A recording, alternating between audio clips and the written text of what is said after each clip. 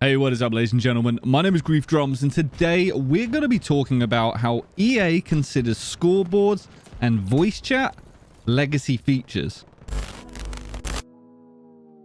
So let's go ahead and jump straight into it. Yes, you heard that right. EA have announced that they consider both scoreboards and voice chat to be legacy features. This comes from Battlefield 2042's release, in which these key features from most first-person shooters were actually left out of the game, which is kind of a strange move, and one that initially I was pretty bummed about. I wasn't too happy with it. I couldn't wrap my head around it. So the reason that I keep banding around legacy features is this is something that was actually stated in an interview between EA and The Gamer magazine. It's an online article that I read, in which they were pretty much saying that Battlefield 2042 is one of Steam's worst reviewed games ever.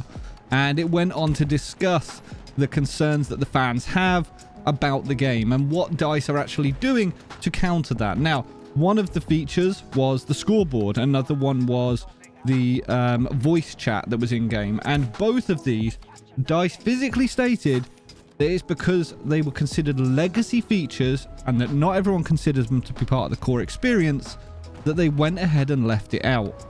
Now, like I say, initially I didn't get that logic at all. And it wasn't until I sort of actually sat down and had a discussion with some people, it kind of got my mind working a little bit on this and realized that whilst I don't agree with it, I can kind of understand where they're coming from. Now, hear me out here. DICE have already said that they're going to review the community's standpoint on this, but what they haven't done is they haven't explained the real reason behind it. But this is why I think that they have left it out. Now, some of these points you might find counterproductive with the addition of specialists, and I will get to that.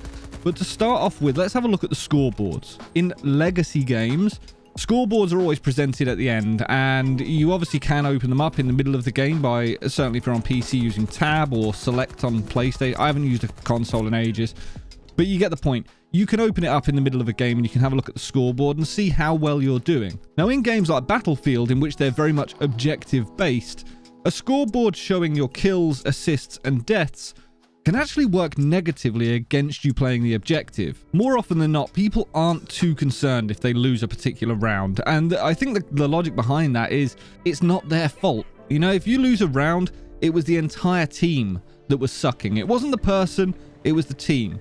Because if you look at the scoreboard, that person has a KD that is through the roof. You know, they've got, 40, 50 kills, and they've only got 10 deaths.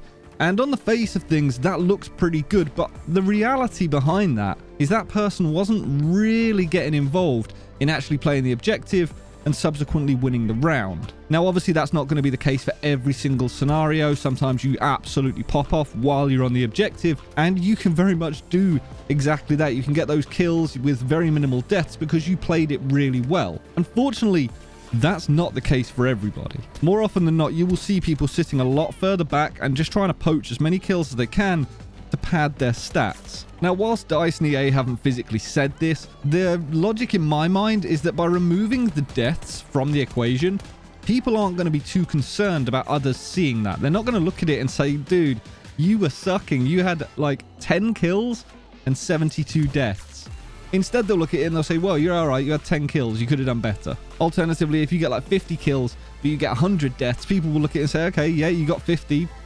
They don't know how many deaths you've got. So if people don't know that and people can't see that, it might allow people to play on the objective a lot more and to subsequently die a lot more, and it's not really going to have an impact on absolutely anything. So in my mind, that's the only logic behind this. They're trying to hide the scoreboard, or at least minimize the amount that you see on a scoreboard. So, I mean, obviously you can still bring it up mid-game, but by hiding the deaths, it's going to force people to play the objective more without any fear of being mocked by their mates. Obviously, if you're as good as me, that doesn't happen ever, because, you know, I just don't die in games, honest.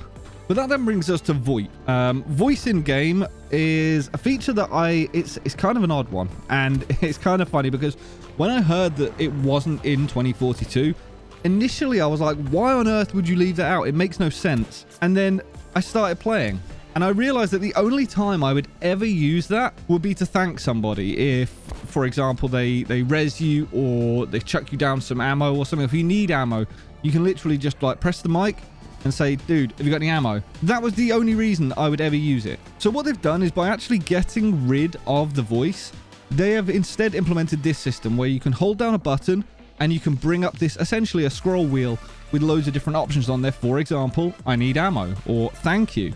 They are both there, and there is a multitude of options here, which are the only real things that I would use VoIP for anyway. Now, I know that there are a lot of people out there that really enjoy utilizing these features to just berate and slag off and put down every other player in the server. There are people that enjoy running around blasting music at decibel levels that would just explode your eardrums. But by DICE removing VoIP, they're stopping that from happening. Again, not been stated by them, but I think this is a bid to try and reduce toxicity within the game. Most people nowadays, if they're on console, they're going to be using that console's party system. And alternatively, if you're on PC, you're going to be using Discord or TeamSpeak if you're squadding up with mates. So there's no real need to have the in-game version.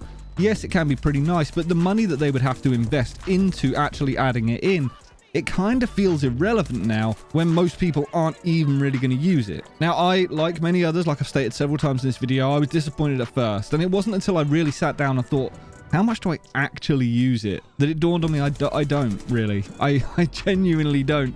9 times out of 10, if someone else is talking, I actually end up muting them. I think, oh God, shut up, I'm not interested.